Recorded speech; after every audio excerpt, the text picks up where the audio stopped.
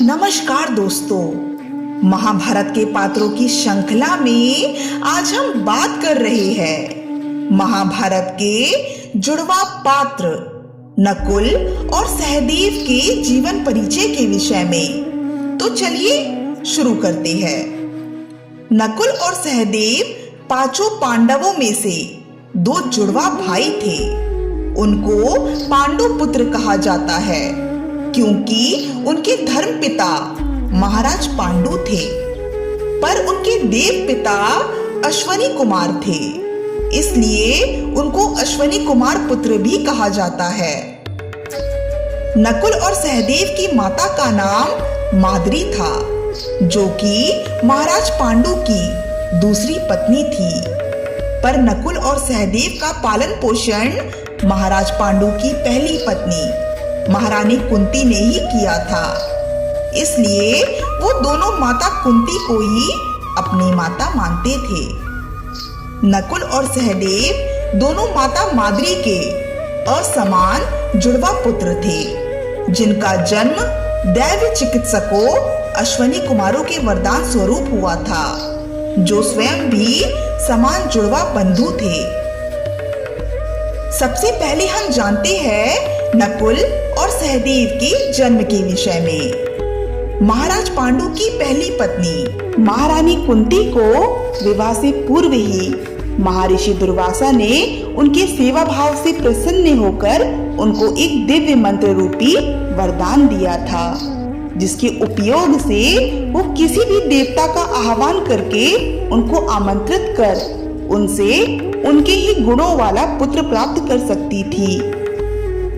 शायद महर्षि दुर्वासा ने अपनी दूरदृष्टि से यह जान लिया था कि राजकुमारी कुंती को अपने पति से कभी कोई संतान प्राप्त नहीं होगी, इसलिए उन्होंने राजकुमारी कुंती के सेवा भाव से प्रसन्न होकर उन्हें वरदान में पुत्र प्राप्ति हेतु एक दिव्य मंत्र प्रदान किया और कहा, पुत्री कुंती, मैं तुम्हें एक ऐसा दिव्य मंत्र दे रहा हूँ जिसके उपयोग से तुम किसी भी देवता का आह्वान करके उन्हें आमंत्रित कर उनसे उनके ही गुणों वाला पुत्र प्राप्त कर सकती हो।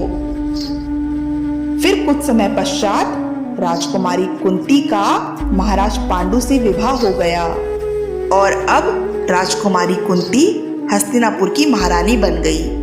विवाह के तुरंत बाद ही महाराज पांडु युद्ध के लिए निकल गए। उसी दौरान महाराज पांडु की मुलाकात मद्रराज से हुई, क्योंकि उन दिनों राजवंशों में एक से ज्यादा विवाह का प्रचलन था। इसीलिए दोनों राज्यों के राजनीतिक संबंधों को और भी ज्यादा मजबूत करने के लिए महाराज पांडु ने मद्रराज की कन्या माधवी से विवाह कर लिया। फिर कुछ समय पश्चात महाराज पांडु अपनी दोनों पत्नियों रानी कुंती और रानी माधवी के साथ वन में शिकार करने गए। वन में उन्हें एक मृग का जोड़ा दिखाई दिया। इस पर छोटी रानी माधवी उस मृग को लाने की जिद करने लगी। रानी कुंती ने माधवी को बहुत समझाया, पर वो ना मानी। माधवी की जिद पूरी करने के लिए महाराज पांडु ने उन मृगों पर बाण चला दिया, पर जब महाराज पांडु उन मृग के समीप गए तब उन्होंने देखा कि वो मृग के वेश में महर्षि किंदम और उनकी धर्म पत्नी थी, जो कि सहवास कर रहे थे। अनजाने में महाराज पांडु से महर्षि किंदम और उनकी धर्म पत्नी की हत्या का पाप हो गया था। प्राण त्यागते समय महर्षि किंदम ने महाराज पांडु को श्राप दे दिया कि वो कभी भी अपनी पत्नी से अंतरंग नहीं हो पाएंगे, और यदि उन्होंने ऐसा करने का प्रयास भी किया तो तुरंत ही उनकी मृत्यु हो जाएगी। महर्षि किंदम के श्राप के कारण महाराज पांडु ने संतान न होने की संभावना पर निराशा व्यक्त की। फिर महारानी कुंती ने संतान पाने के लिए उनको मिले वरदान का उल्लेख किया। फिर महारानी कुंती ने अपने पति महाराज पांडु की आज्ञा अनुसार पुत्र पाने के लिए दिए गए वरदान का उपयोग कर सबसे पहले धर्मराज का आह्वान किया, जिससे धर्मराज द्वारा युधिष्ठिर का जन्म हुआ। और इसी प्रकार महारानी कुंती ने वायुदेव का आह्वान कर भीम और इंद्रदेव का आह्वान कर अर्जुन को प्राप्त किया। और इस प्रकार महारानी कुंती 3 पुत्रों की माता बन गई। पर महाराज पांडु की दूसरी पत्नी महारानी माद्री माता ना बन पाने के कारण बहुत दुखी थी। फिर एक दिन महाराज पांडु ने महारानी कुंती से अश्विनी कुमारों का आह्वान कर उनसे उनके ही गुणों वाला पुत्र प्राप्त करने का अनुरोध किया।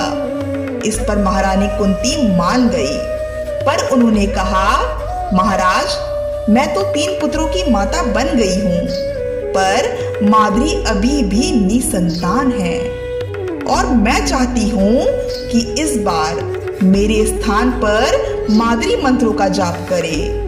मुझे पूर्ण विश्वास है कि अगर माद्री मंत्रों को पूर्ण विश्वास के साथ उच्चारण करेंगी तो माद्री को उन मंत्रों से वरदान अवश्य प्राप्त होगा।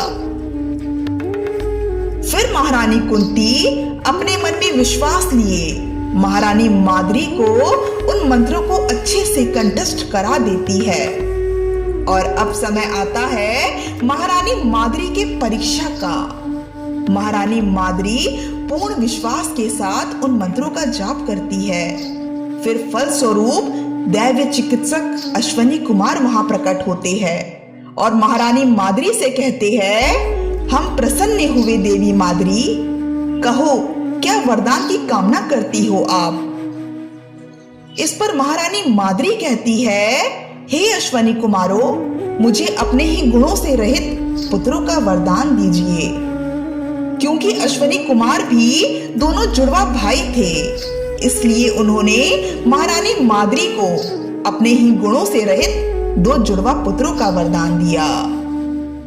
और वो जुड़वा बालक थे नकुल और सहदेव, जिन्हें पाकर महारानी माद्री को माता बनने का सौभाग्य प्राप्त हुआ। एक दिन महाराज पांडु ने महर्षि किंदम द्वारा श्राप को भूलकर रानी माधवी के साथ प्रेम का प्रयास किया, लेकिन ऋषि किंदम के श्राप के परिणाम स्वरूप महाराज पांडु की तुरंत ही मृत्यु हो गई। महाराज पांडु की मृत्यु का कारण माधवी थी, क्योंकि रानी माधवी ने ही उस मृग रूपी ऋषि किंदम का शिकार करने की जिद की थी। इसलिए रानी माधवी ने दोनों पुत्र नकुल और सहदेव का भार रानी कुंती को सौंपकर सती होकर अपने प्राण त्याग दिए। तो ये थी दोस्तों नकुल और सहदेव की जन्म कथा। आज के लिए बस इतना ही। अगली वीडियो में हम नकुल और सहदेव से संबंधित कई और घटनाओं पर चर्चा करेंगे। तब तक के लिए धन्यवाद।